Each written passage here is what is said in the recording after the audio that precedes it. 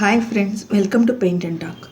Today I am doing this sunset scenery with oil pastels.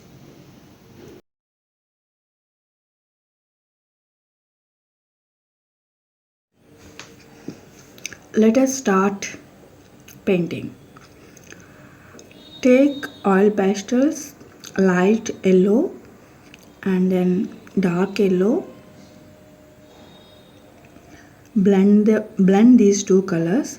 After that take orange color. In the same way blend it into yellow color. Then take red color.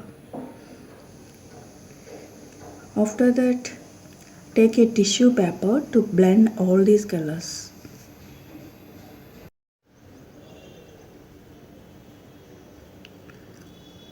After finishing this blending, take black oil pastel and do the same.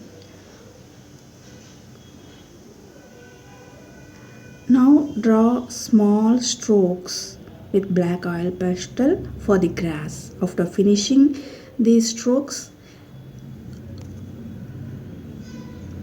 I am starting to draw a small tree and the branches and the leaves. Friends, how is this video? Please let me know in the comment section below. Enjoy the process and happy trying.